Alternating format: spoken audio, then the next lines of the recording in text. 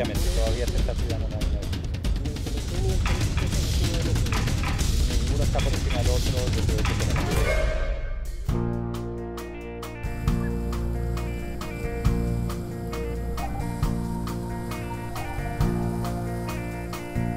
Un gusto de saludarlos, bienvenidos a nuestro programa Empresa Océano, tocando aquí la pluma de una gigantesca grúa en el llamado Muelle Asimar, una de las estructuras portuarias más antiguas de nuestro país, construida hace ya más de un siglo por el famoso Luis Cousiño y que en la actualidad sigue operando. Es uno de los puntos de transborde de carga y de pasajeros más importante, donde suben y bajan los tripulantes de las gigantescas naves que llegan a esta bahía, naves petroleras, gaseras, carboneras. Y qué mejor, desde este punto, desde este lugar, ir a la primera nota que habla sobre la industria naviera, porque los armadores tuvieron su asamblea anual donde se tocaron infinidad de temas importantes, uno de ellos la necesidad de aumentar la infraestructura portuaria. Con un almuerzo en el Club Naval de Campo Las Salinas, culminó la 67ª Asamblea Anual de la Asociación Nacional de Armadores, oportunidad en la que el ministro de Transportes Andrés Gómez Lobo destacó la importancia que tiene la industria naviera nacional. Bueno, para mí es un gran honor estar en esta reunión de la ANA, ya que la industria naviera es el motor que mueve nuestras exportaciones y por lo tanto es un elemento de significancia para el desarrollo de nuestro país. El modelo de crecimiento económico en Chile es un modelo basado en las exportaciones y la gran mayoría de nuestro comercio exterior se mueve a través de la industria naviera. Por lo tanto, esta es una industria clave para el desarrollo del país. En su balance anual, el presidente de la asociación, Roberto Hetz, que fue reelegido en su cargo, señaló que todavía continúa la crisis del sector. Ha sido una de las crisis más largas que ha tenido que enfrentar nuestra industria. La combinación de la crisis financiera y las entregas pendientes de nuevas naves en el mercado aún repercuten en un exceso de oferta de tonelaje. Solo para recordar que estamos viviendo los efectos, lo que he llamado de una tormenta perfecta. Hetz también hizo hincapié en los desafíos que representan para la industria nacional las nuevas economías a escala, con el notable crecimiento del tamaño de las naves. Este aumento en el tamaño de las naves dejará de manifiesto la necesidad de más y mejor infraestructura portuaria, lo que se debería materializar con el anuncio del puerto a gran escala, lo cual esperamos con ansia sea a la brevedad posible y de esta manera minimizar el efecto negativo del rendimiento operacional de las naves. Mire, yo diría que estamos atrasados, pero hay que ponerse al día rápidamente y eso es lo que estamos tratando de impulsar, de manera que todos los puertos que existen en Chile puedan ir creciendo al ritmo del crecimiento que tiene el comercio marítimo. Incluidos estos megapuertos. Esos son una necesidad hoy día. Existe una gran discusión dónde va a ser el gran megapuerto de la zona central, que es algo que está en estudio en el Ministerio de Transporte, pero independiente de dónde sea, existe una real necesidad de contar con un puerto de esas características en la zona central. Entre los efectos provocados por el nuevo escenario del mercado figura la fusión de Sudamericana y la reciente venta a la alemana Hamburg Süd de la naviera chilena CCNI, perteneciente a la familia Urenda. La verdad que era una carga que se hacía muy difícil de sobrellevar, o sea, competir con los grandes actores, con los mega carriers, es imposible, es un tema de economía de escala. Nosotros teníamos costos unitarios por transporte de contenedores muy superiores a los de Hamburg Süd, quien a su vez debe tener costos superiores a los de Maersk. De manera que no se podía. Yo siempre pongo el ejemplo del supermercado de una ciudad chica que le quiera competir a nivel nacional al Jumbo. No se puede, no da. Una buena noticia la dio el ministro Andrés Gómez Lobo en su discurso, donde anunció que en julio se dará a conocer la nueva ley de cabotaje con las observaciones realizadas por los armadores. Esperamos a más tardar en julio presentar una propuesta de modificación a la ley que permita mejorar las actuales condiciones del cabotaje, facilitando la incorporación de nuevos actores y dando facilidades para ampliar la cobertura. Y hoy día escuchaba al ministro, digamos, manifestando de que esto ya estaba en Contraloría, digamos, una toma de razón, donde se están acogiendo, no conozco el detalle, pero se han acogido muchísimas, digamos, muchísimas de las inquietudes que nosotros teníamos para justamente mejorar esta industria. La asamblea de la ANA fue clausurada con la entrega de reconocimientos a exdirectores de la asociación que representaron a destacadas empresas, distinciones que recayeron en el expresidente de la ANA, Eugenio Valenzuela Carballo, ex representante de CCNI, en Carlos Valenzuela Sotomayor, ex representante de Empremar, y en el ex gerente general de la asociación, Arturo Sierra Merino, quien recientemente se acogió a retiro. Aprovechamos la ocasión de conversar con el presidente de CCNI para que nos contaran cómo fue esta transacción.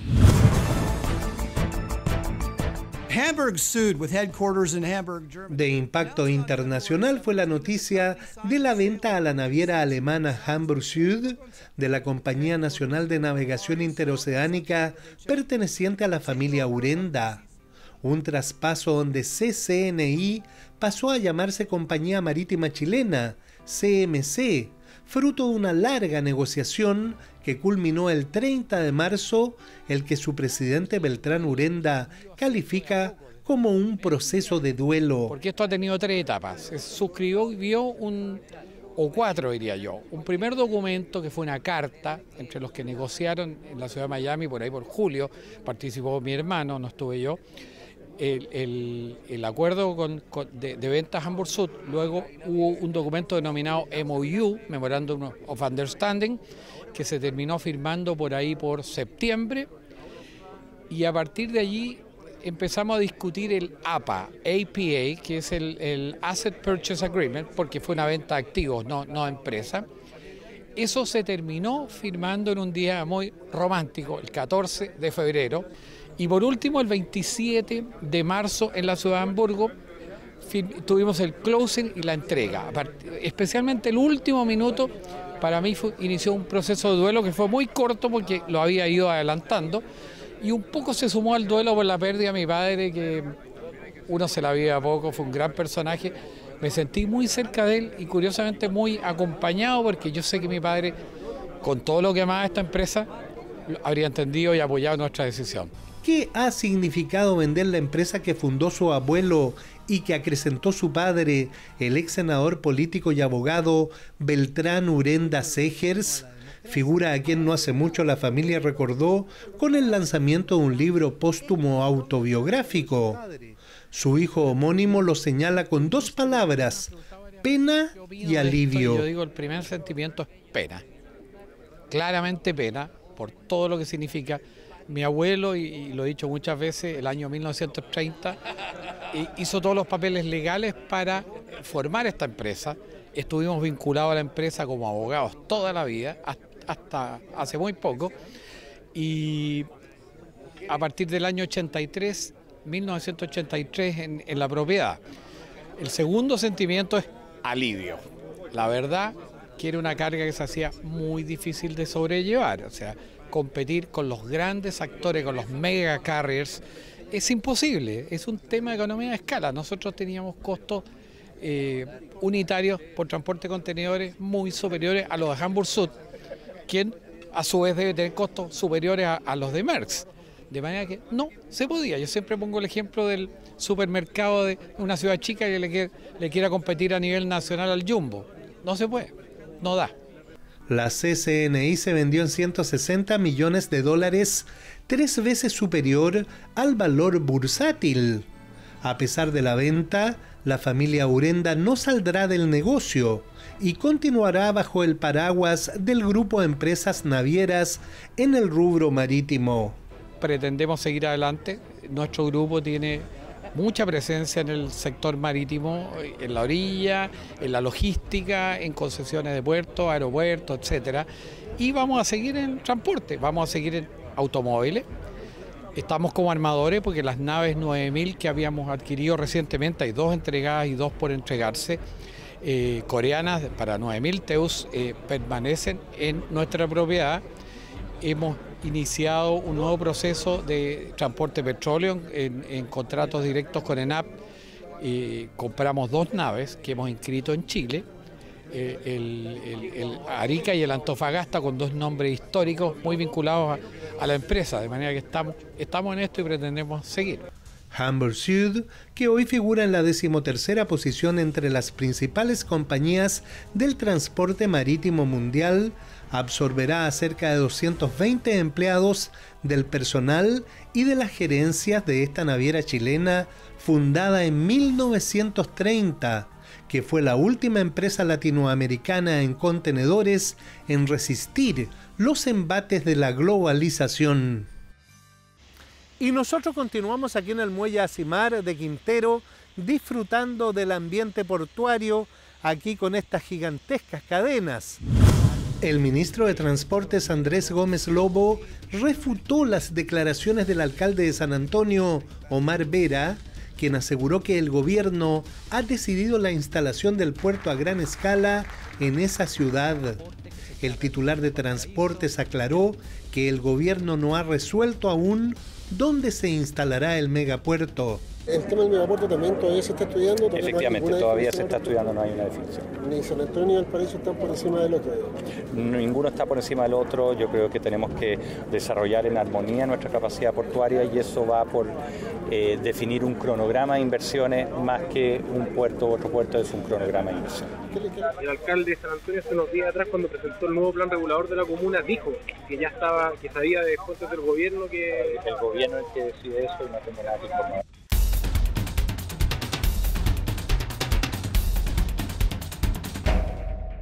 Esta semana nos visitó el ministro de Transporte para hablarnos de los planes de expansión del Merval, muy importante para la región. Pero los periodistas, sus colegas, le preguntaron qué pasaba con el anuncio que había hecho el alcalde de San Antonio respecto a que estaba tomada la decisión respecto al puerto Aguafuera, el megapuerto, démosle cualquier nombre, y el ministro dijo que no había tomado una decisión el gobierno al respecto, que se siguen haciendo los estudios. ¿Y qué es lo que hay detrás de esto? ¿Por qué tanta demora? ¿Por qué tanta complicación?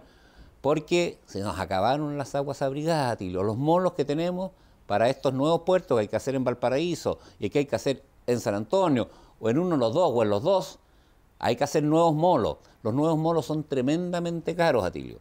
Y entonces, como son muy caros, a construirlos no se va a construir solo para 1 o 2 frentes de atraque, probablemente el molo se haga para 4 o 5 o 6 frentes de atraque, cuando en realidad necesitamos 2. Y eso significa que no lo puede hacer el sector privado, va a tener que hacerlo el Estado. O sea, el Estado que hace meterse la mano al bolsillo y poner luquita. Entonces lo que estamos viendo, ¿dónde va a poner esas luquitas el Estado? En Valparaíso, en San Antonio, o primero en San Antonio, después en Valparaíso, y eso es lo que complica la situación. Lo otro que la complica también es que hay fuerzas encontradas. En San Antonio ellos quieren tener el puerto, la ciudad no ponen problemas, pero los trabajadores son conflictivos. En Valparaíso los trabajadores no son conflictivos, pero los ciudadanos quieren distintas aspiraciones, tienen distintas visiones sobre la ciudad y eso también complica. Está todo el desarrollo del ferrocarril. El puerto va a mover muchos millones de contenedores y ya la carretera 68 está a punto de colapsar, la ruta 78 también, hay que usar el ferrocarril. Todo esto es un tema tremendamente complejo, es una decisión difícil. ¿Qué es lo que hemos dicho nosotros aquí en este programa y es mi pensamiento en esta materia? No nos apresuremos en tomar una decisión. La carga ha crecido menos de lo que esperábamos, los rendimientos de los concesionarios actuales han crecido más de lo que esperábamos y por lo tanto tenemos capacidad, podemos seguir mejorando, pero no tenemos mucho tiempo. ¿Y qué es lo que hemos dicho también y que yo quiero reiterarlo en este programa? Yo sé que hay un montón de factores a considerar, pero sí creo que sería tremendamente positivo y sobre todo pedagógico que el Ministerio de Transporte diera a conocer cuáles son estos indicadores que ellos están considerando. ¿Qué vamos a considerar? Paz social, voluntad de las sociedades, costo total de transporte, contaminación, posibilidades de usar ferrocarril, no posibilidades de ferrocarril, que la ciudadanía esté informada de cuáles van a ser los criterios que se van a considerar para tomar una decisión. De modo que cualquiera que sea la decisión no aparezca como algo caprichoso, voluntarioso, que obedezca a criterios predefinidos, con anticipación y conocidos por todo el mundo.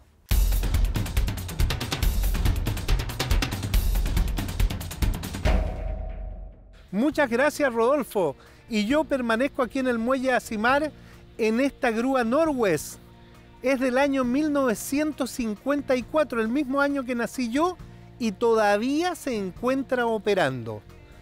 Y no se vayan, queridos auditores, porque tenemos todavía mucho que navegar, mucho paño que cortar. Estaremos, por ejemplo, en el buque científico del Instituto de Fomento Pesquero en un ratito más, y luego vamos a ir navegando en los remolcadores de Saham en el puerto de San Antonio. Quédese con nosotros.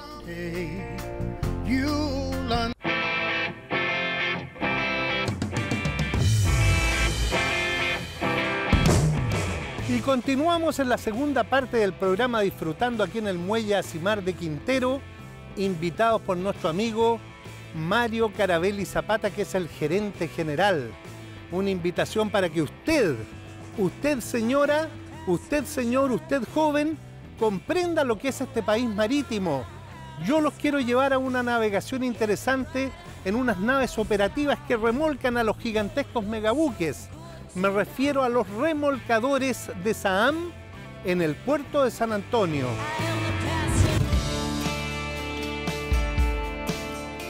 Mi nombre es Mario Faría, capitán en este momento del RAM Pequén que se desempeña acá en San Antonio. Principalmente es todo el movimiento portuario, ya sea de Arica a Punta Arenas, en terminales de container, granelero, quimiquero, combustible, etc. Nosotros en eso estamos ligados al 100% con el tema remolcadores, maniobra de atraque, desatraque, amarra, y últimamente se están haciendo remolques en el sur y otros trabajos más anexos. Los remolcadores se miden en la capacidad de tiro que tienen, que es la capacidad de tracción, de remolcar. Y este remolcador tiene una capacidad de 65, si no me equivoco, de volar pool. Esa es la capacidad de este remolcador y eso va en relación a las exigencias de cada puerto. Estamos hoy día en un día cualquiera en el puerto de San Antonio. Tenemos en estos momentos 4 naves en puerto. Estamos a bordo del remolcador Pequén, uno de los remolcadores que tiene la empresa Saham operando en el puerto de San Antonio. El año pasado hicimos más de 2.400 maniobras en el puerto. Tuvimos 1.200 recaladas y 1.200 zarpes en el puerto de San Antonio. Como lo estamos viendo, está haciendo esta maniobra al interior de la poza de abrigo. Para eso el remolcador utiliza sus 4.000 caballos de fuerza, como lo podemos apreciar, ¿cierto?, en la estela que está dejando. Ahora, la particularidad, Atilio, es que la estela se ve hacia proa, cuando normalmente se ve hacia la popa. Eso es porque estos remolcadores, los 2 remolcadores que opera la empresa Saham en San Antonio, son azimutales, por lo tanto su motor, sus 2 motores, pueden girar en 360 grados. Yo empecé en una oficina de contabilidad que era totalmente un mundo totalmente diferente a esto. Y bueno, después que entré a Saham, ya hace casi 17 años, es descubrir otro mundo. Bueno, nosotros somos los encargados en sí de que los buques atraquen y desatraquen en el puerto, para que puedan hacer sus faenas de descarga y embarque de contenedores con toda la mercadería para exportación o las mismas materias que nosotros importamos desde otros países. 7 toneladas de levante en esta grúa del muelle Asimar, y no cualquiera puede hacer esto, ¿eh? Estar aquí moviendo la pluma de la grúa, adentrándonos, compenetrándonos en lo que es la actividad portuaria. ¿Qué le parecieron los remolcadores de Saham? Increíble la labor que realizan en el puerto de San Antonio. Bueno, y en todos los puertos vamos a ir visitando y conociendo por dentro lo que es la actividad. Pero ahora los quiero llevar a un buque científico. Es como los ojos de Chile mirando los recursos marinos, midiendo investigando, enviando información a las autoridades para que sepan lo que está pasando con los recursos y puedan tomar las medidas que eviten un colapso. Me refiero al Abate Molina, el buque científico del Instituto de Fomento Pesquero, donde fuimos invitados.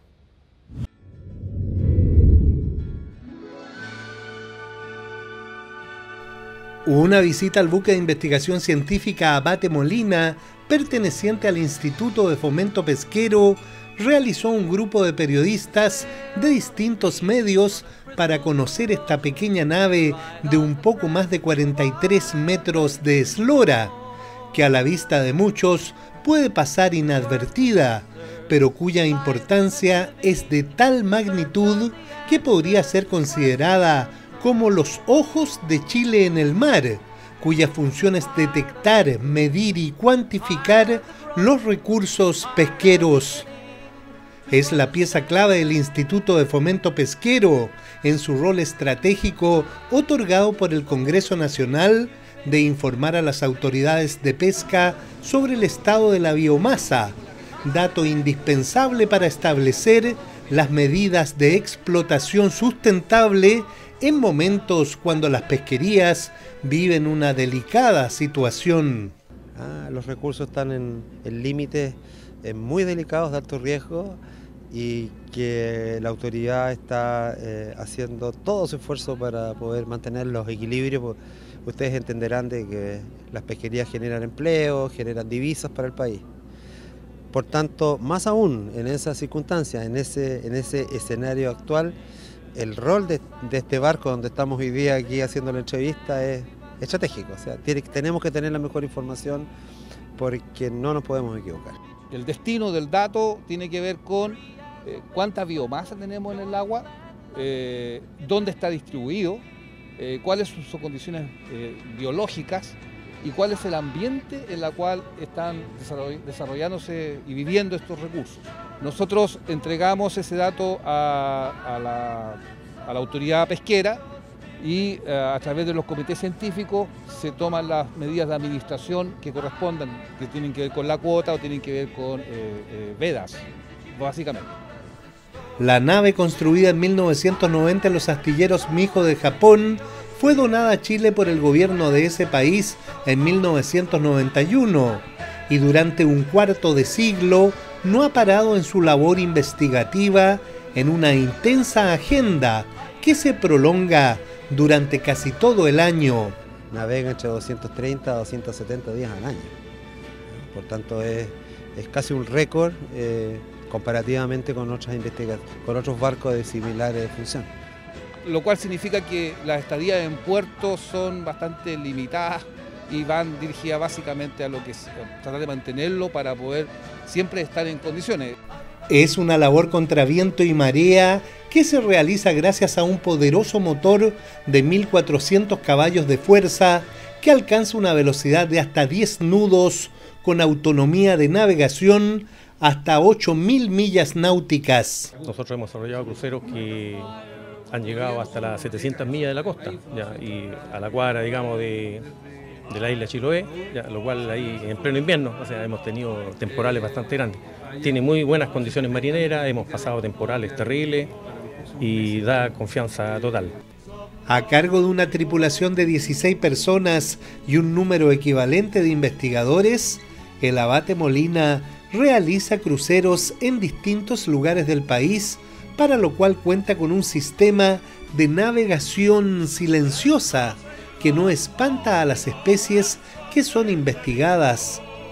Para efectuar su labor está equipado con redes y otras artes de pesca, modernos artefactos de medición y de conservación refrigerada. Bautizada en memoria del sacerdote jesuita Juan Ignacio Molina, considerado el primer científico chileno, la nave le hace honor a su nombre, proporcionando las muestras científicas cuyo análisis realizado en los laboratorios del IFOP permitirán informar a las autoridades del real estado de nuestros recursos marinos.